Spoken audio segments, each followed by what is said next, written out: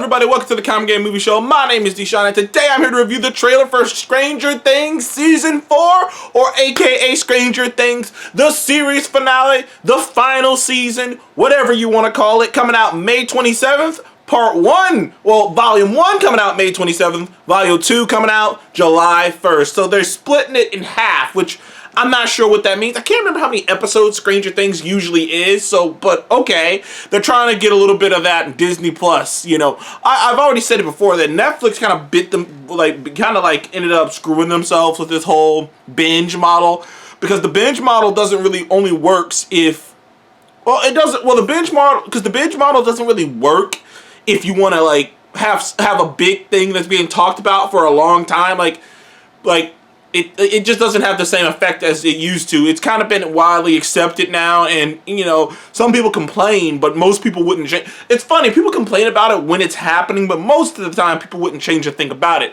Mandalorian and the Marvel shows and a lot of the shows on Disney have proven that the weekly release is the better model. It's where the money is. It keeps your product it keeps your product out there for a much longer period of time. And most things are made to be told long form, because when you put something out to be binged, it's literally talked about for about a week. Amazon has gotten hip on this. Amazon does the thing where they put out the first 3 episodes or something and then periodically do it. That's what they do. They do a lot of that on HBO Max as well. They'll put out 3 episodes. There's another show that I'm going to review that I saw the first 2 episodes of. The HBO Max posted the first 3 episodes, so HBO Max is doing that too. So there's hybrids of how they're doing it. They just announced, just the other day, Disney announced that the Obi-Wan Kenobi will be releasing 2 episodes on Friday. So by the way, mini little note before I really get into the trailer, Obi-Wan comes out on the exact same day this show comes out. Stranger Things come out on the 27th. Obi-Wan comes out on the 27th. May 27th is gonna be one hell of a day. Let me tell you. That's a day. That'd be like having those 2 shows come out on the same day would be the equivalent of if, I'm trying to think of something, if John Wick came out in the same weekend as Mission Impossible. It would just be like, I don't know. I don't know. I'm seeing both of them this weekend, but I'm not sure which one I'm seeing first. I think I'm going to see Obi-Wan before I see this. Probably. I don't know.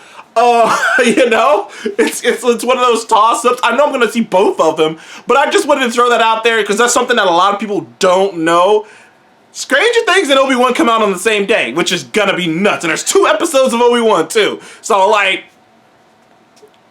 May 27th can't get here soon enough. May in general is looking hot to me. May is I'm sitting here in April and I'm like, May is looking mighty sexy. But anyways, getting into this trailer now, it seems like some time has passed since season 3. These kids are growing like weeds. I mean, we already saw, I always forget his first name, but it's something Wolfhard. I can't say his name correctly. He was in Ghostbusters. Obviously, Millie Bobby Brown. She's been in a ton of stuff since then. She's been in Enola Holmes. She's been in the monster movie franchise, the Godzilla movies and shit. She's been in a lot of stuff lately, you know. So Millie Bobby Brown, she's doing shit. She's out there on her grind. And the other members also have, obviously, David Harbour has, he's Red Guardian in the MCU. They've all kind of expanded away. And now that this is the final season, we can kind of look back at the impact of Stranger Things. I think Stranger Things had a massive impact on a lot of the direction in Hollywood. Because before Stranger Things, that time period of I believe it's the 80s. I believe it's the 80s, or is it the 70s? I might be confused. But that whatever time period that the original Stranger Things took place in, it was a time period that hadn't really been touched the way they did it in this. Stranger Things brought this dorkiness and this Goonies style, old school classic technique of these boys and the creepiness and the horror aspects and the fun aspects. Stranger Things is a unique show by, I believe, the Duffer Brothers. I believe that's their names, Duffer Brothers. I might be incorrect, but I know it's some brothers. Two brothers made this show. And by the way, something else side note, did you know years ago the guys who made Stranger Things got sued by someone who claimed they stole their idea? Now, I don't know how that case went down, but I know it happened. But either way, you know, Stranger Things has made a major impact, especially on certain things. It had a huge impact on the It movies. You can tell, I mean, right down to them getting someone from the It movies to be in it. There are so many movies that use that kind of style, that kind of, what's the word I'm looking for? That kind of vibe, that Stranger Things vibe. There's so many films, there's so many movies, there are video games. Stranger Things has had a major influence, and it's really helped the D&D community. That I don't remember D&D being talked about as much as it has been until Stranger Things put it in the forefront and pretty much told the world that this is cool, and if these characters that you love play D&D, maybe you should give D&D a chance. So Stranger Things to me has done a lot of great things for nerd culture. It's an interesting show. It's a mystery. It's horror. It's a buddy movie. It's a lot of things, and they all work fantastically. It has the best cast of children actors ever assembled for a film, ever assembled to be put into something. While every single child actor in this show works, every single one of them, particularly Millie Bobby Brown, but you know that's why she's the breakout. But so many of them, and in revamped careers on Winona Ryder, she hadn't been in anything until she was in Stranger Things. And, you know, she had been in a lot of things all over the place, you know, Beetlejuice and things of that nature. And then, like, you know, she returned to be in this, and she became a very big character in this.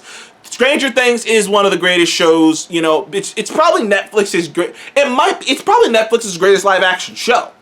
So, you know, going into this final season, it's a lot of reflecting on the past, and there's clearly reflecting in the trailer, as there are shots of you seeing old Eleven. They're seeing some of the characters younger, but like clearly years have passed. They've tried to live normal lives again, and you know it ain't working. Something's happening. Like I said, it's very unclear what's particularly going on. All we know is all the characters are trying to live normal lives. They all look so much older because they really are so much older. You know, I mean, some of them look so tall and whatnot. But, you know, so tall and so different than what they used to be. And, like I said, you don't really get into too much character stuff, but the vibe you get, it's just, and of course, it's played like separate way, Journey playing separate ways, which I pop. Pop is a wrestling term for getting hyped, just in case you don't know what pop mean. I pop big when I start hearing the Journey Separate Ways song play, and I was like, what? Okay, but then again, they've done that in all of their trailers. They had Thriller playing, and I think in the second season they had Thriller playing. But yeah, man, like you know, they didn't want to linger on too long, and I knew that the brothers had said a long time ago that they didn't want this show to go on too long. I mean, granted, like chances are, if all things being equal, they'll come back to this in like, I don't know, 10 years, 10. You know, like they'll come back to this when all of them are adults and they've done all gone, where all the cast, you know, the kids are adults and stuff. They've gone off and did their own thing, and maybe some of them will be big time, and they'll come back to this, you know, fucking It 2 style, very much later down the road. It's hard to tell, you know. I haven't seen the finale. The villain they're setting up is apparently a very well-known main villain that's used in D&D all the time, so who knows? It seems like in this season 2 they're gonna go into the Upside Down, like they're gonna go in there, like not like in the past years where they would go in there for a short time and try to get the fuck out as quickly as possible. No, they're gonna go in that bitch. It seems like a lot of it's gonna take place in there, and they're gonna figure out a way to just get in there.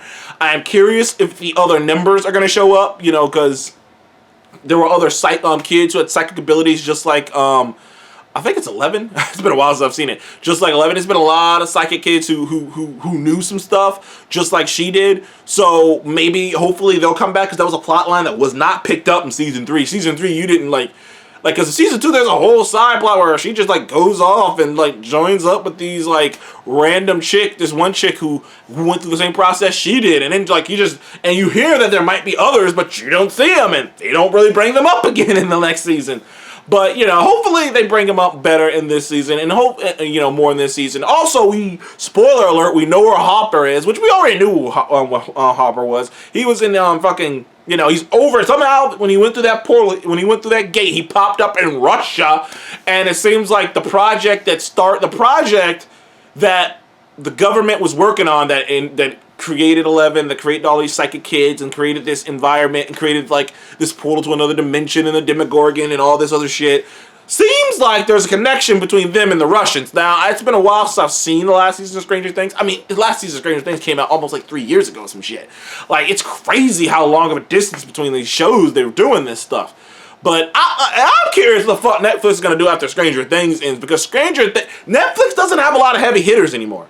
They don't. It's like it was Stranger Things. I mean, Witcher sort of, but there's so big of a distance between when these heavy hitter shows come out that I'm just like, I'm not sure anymore. Like, after Stranger Things was the biggest heavy hitter Netflix has. And then you got like Squid Game, you know, and then it's like Witcher.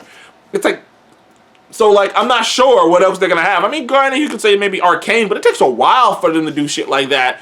And it takes a while for Netflix to get these things out. So I'm not sure. Either way, I'm excited for this season. I'm excited to eat everything up about this season. The final season of Stranger Things. What did you guys think about this trailer? What are you most looking forward to? What do you think is going on in this trailer? Comment below and let me know. Thank you guys again. I will see you on the next one. Goodbye. Oh, my bad. Please remember to like and subscribe, and I'll see you in the next one. Goodbye.